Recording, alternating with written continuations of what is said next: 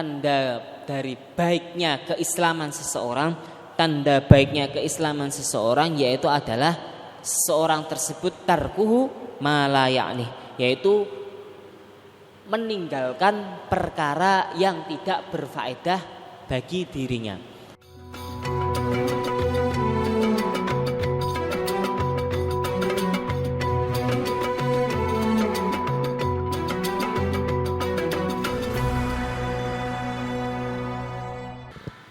Bismillahirrahmanirrahim. Assalamualaikum warahmatullahi wabarakatuh.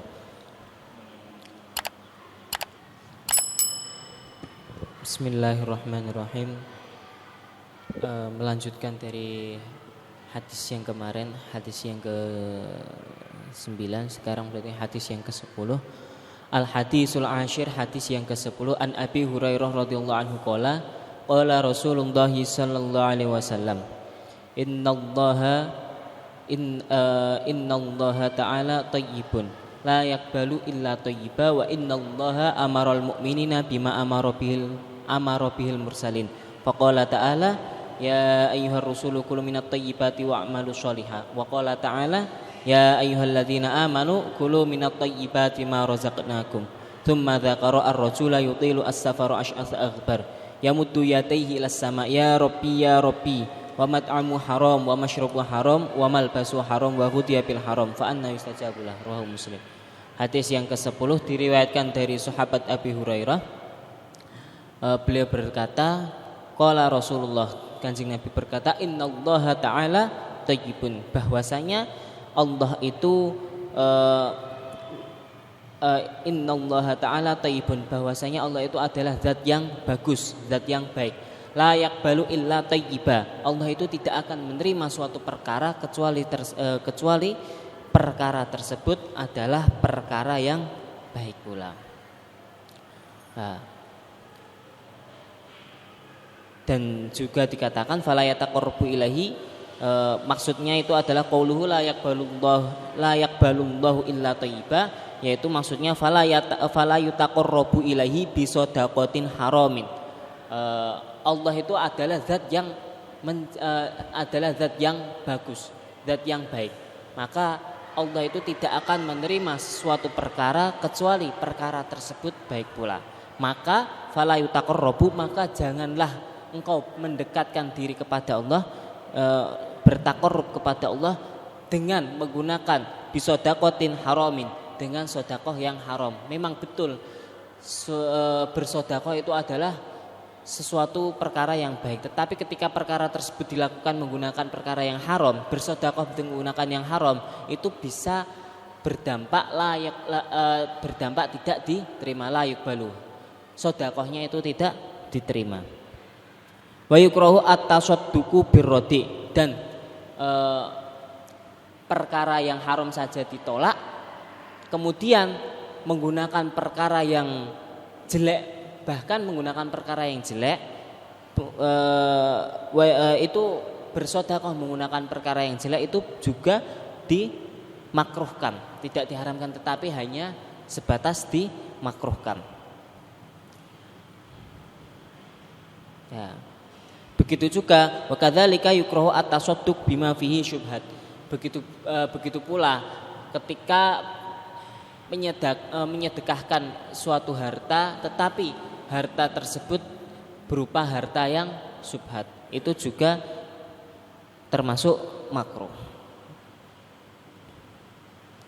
Qala Allah Ta'ala wala tayammamul khabisa minhu tunfikun.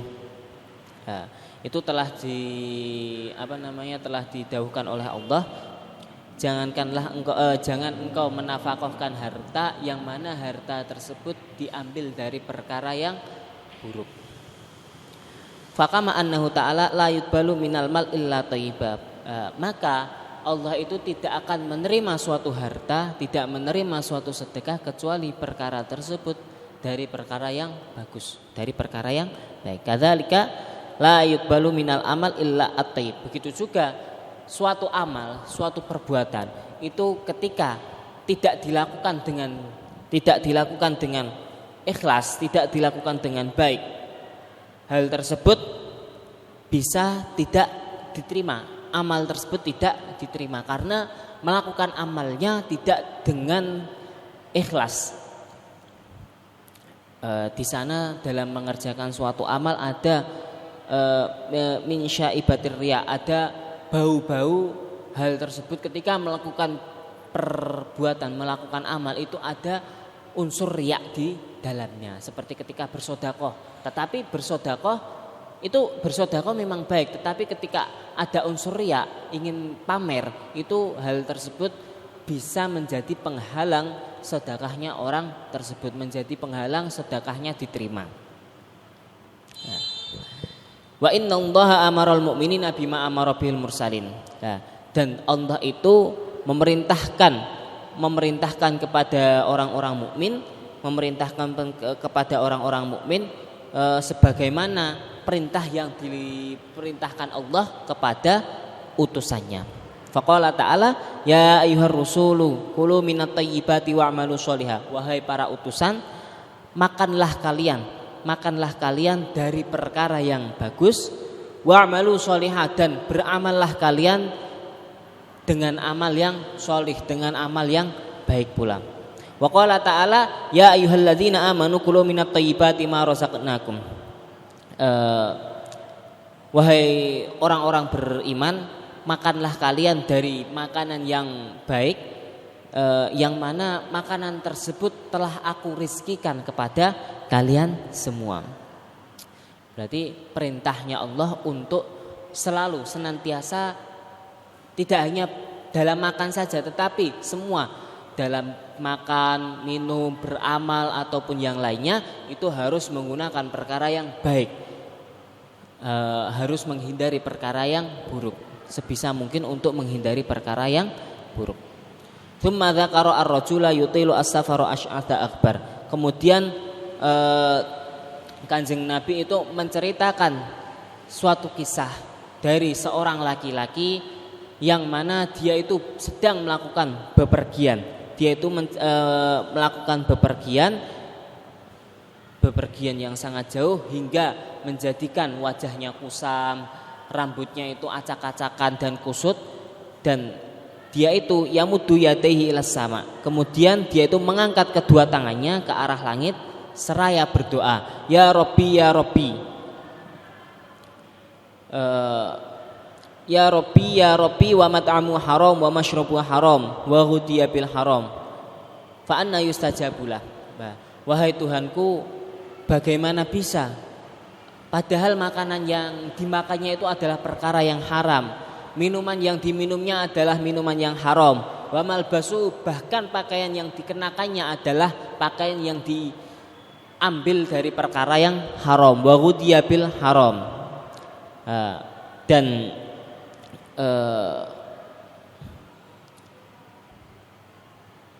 fa anna yustajabulah, dan bagaimana doanya seorang hamba tersebut, bagaimana doanya hamba tersebut itu bisa dikabulkan, padahal sesuatu yang dimilikinya itu adalah sesuatu yang haram.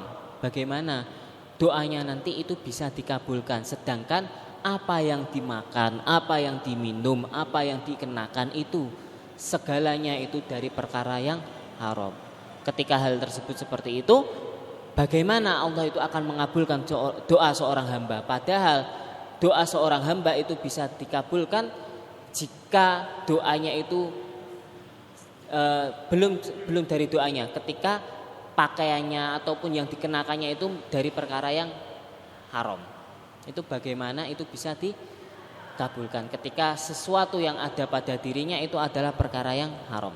Karena perkara haram itu bisa menjadikan hijab atau menjadikan penghalang bagi orang-orang yang sering jenis makanan yang haram dan yang lainnya, itu bisa menjadi hijab dari doa seseorang tersebut. Nah, maka sebaiknya sebisa mungkin untuk menghindari sesuatu yang haram. Terlebih kalau sudah bisa menghindari perkara yang subhat juga. Tidak hanya perkara yang haram tetapi juga perkara yang subhat.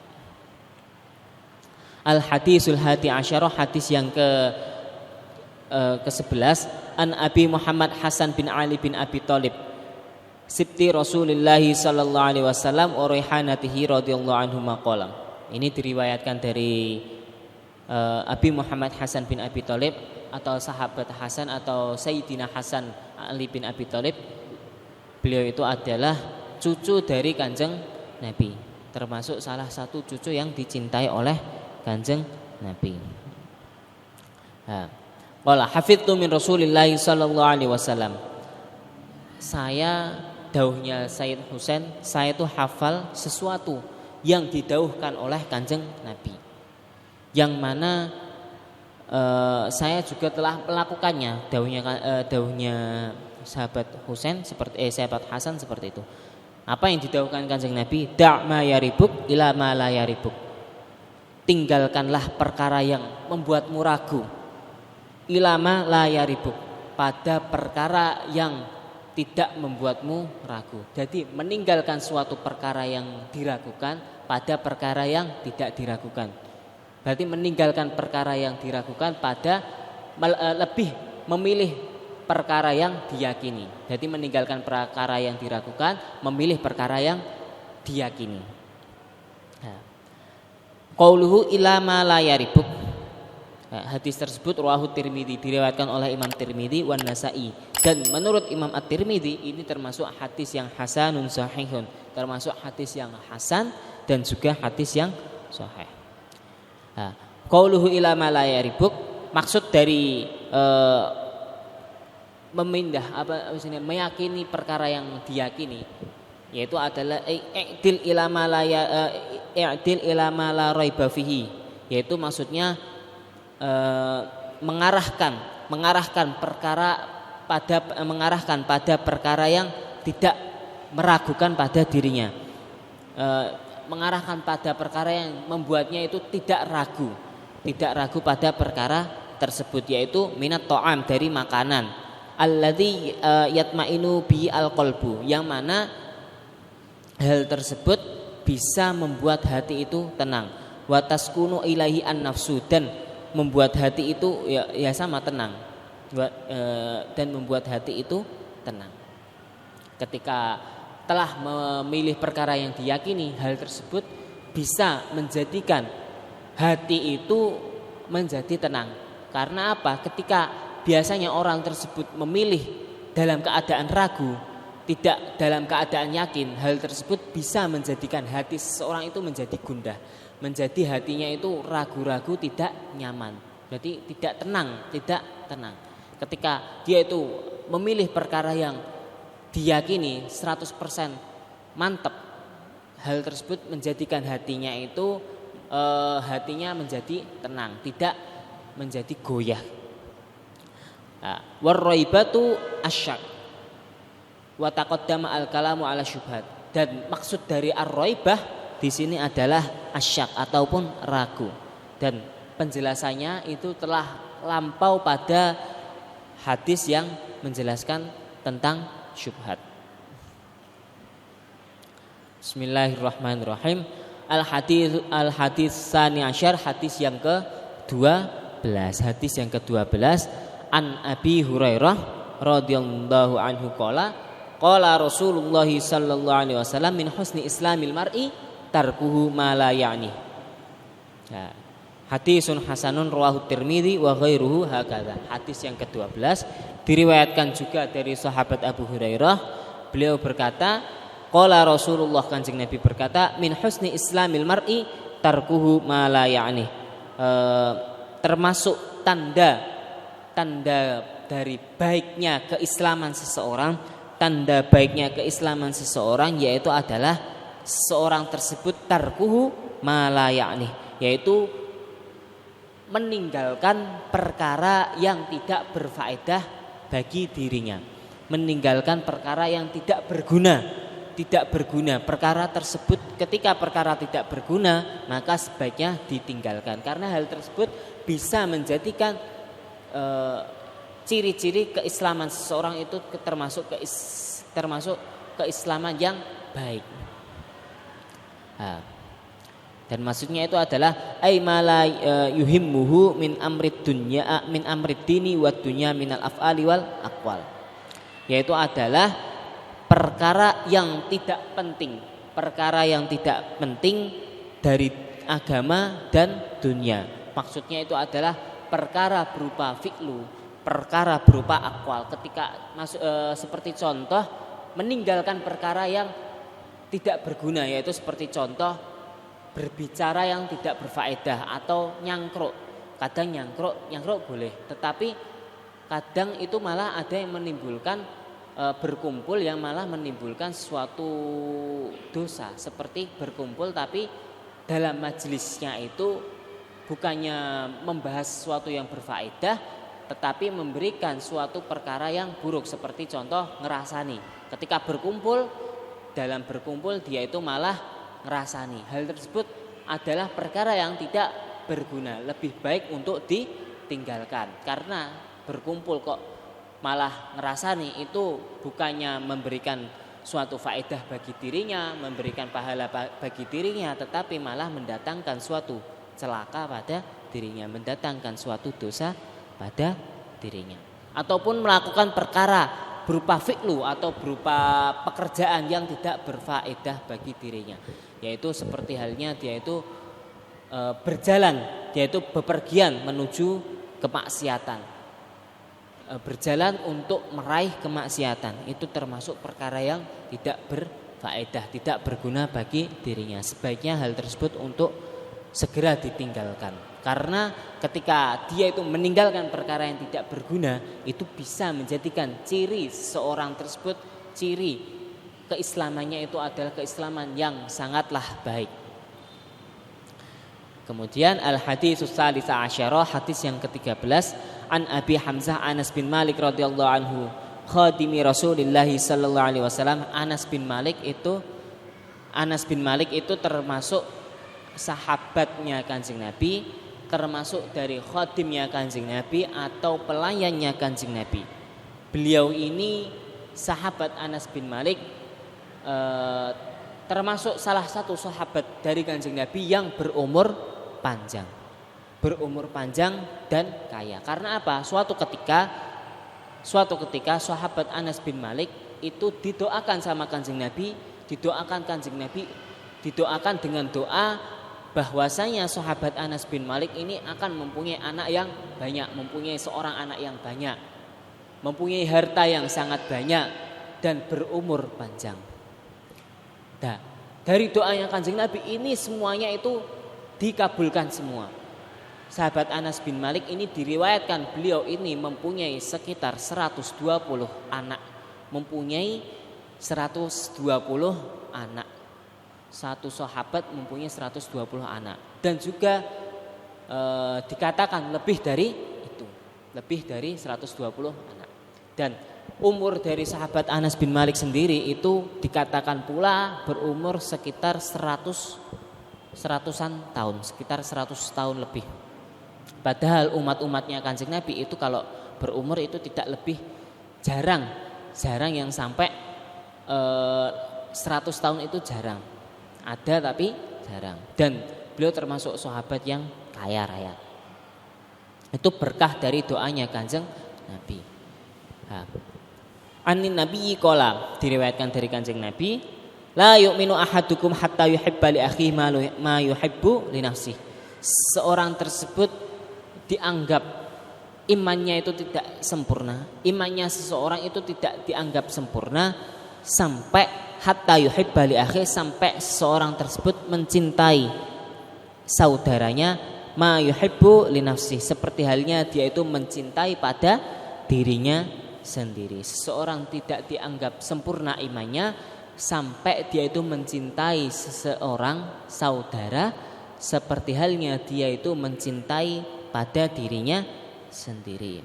Al-aula ayyuhmala dzalika ala umumil ukhuwah hatta yashmila al-kafir wal muslim. Nah, yang lebih baik maksud dari hadis ini itu diarahkan. Hal ini maksud dari saudara ini yang dimaksudkan ini siapa? Yaitu diarahkan pada umumil ikhwah, pada umum dalam hal persaudaraan. Sampai ini mencakup dalam persaudaraan hatta yashmul al-kafir wal muslim, sampai mencakup pada orang kafir dan juga mencakup pada orang muslim. Jadi mencakup seluruh manusia, seluruh insan. Fa yuhibbu li akhi al-kafir ma yuhibbu li nafsihi min dukhulihi fil Islam, kama yuhibbu li akhi al-muslim dawamahu 'alal Islam. Yang dimaksud dengan mencintai orang kafir itu bagaimana? Saudara yang kafir ini bukan lantas mencintai kekafirannya, tetapi dia itu menginginkan saudara yang kafir ini, menginginkan saudara yang kafir untuk masuk ke agama Islam. Seperti halnya dia itu beragama Islam, senantiasa dalam menjalankan agama Islam. Itu yang dimaksud mencintai saudara yang kafir, yaitu menginginkan keislaman pada orang yang kafir. Walihadza kana ad-du'a bil hidayah lil kafir mustahabban. Maka dengan ini disunahkan untuk mendoakan orang kafir, disunahkan untuk mendoakan orang kafir agar mereka senantiasa mendapatkan hidayah dari Allah. Disunahkan untuk mendoakan orang kafir agar dia itu mendapat hidayah dari Allah. Wal muradu bil mahabbah, dan yang dimaksud dengan mahabbah atau suatu kecintaan yaitu adalah iradatul khair wal manfaah, yaitu adalah mengharapkan suatu kebaikan, mengharapkan suatu kemanfaatan bagi orang yang dicintai. Yaitu adalah maksud dari suatu mahabbah, suatu cinta. Apa itu cinta? Wal muradu bil mahabbah iradatul khair, mengharapkan suatu kebaikan, wal manfaah, dan juga mengharapkan suatu kemanfaatan.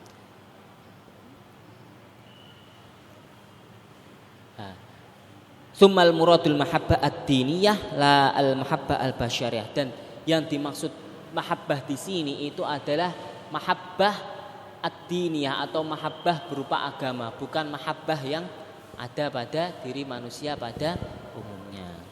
Karena ketika mahabbah dalam diri manusia itu, ketika orang yang dicinta tidak sesuai dengan yang diharapkannya, tidak sesuai dengan kriterianya, hal tersebut bisa menjadikan orang tersebut hasud, menjadikan hasud pada orang tersebut.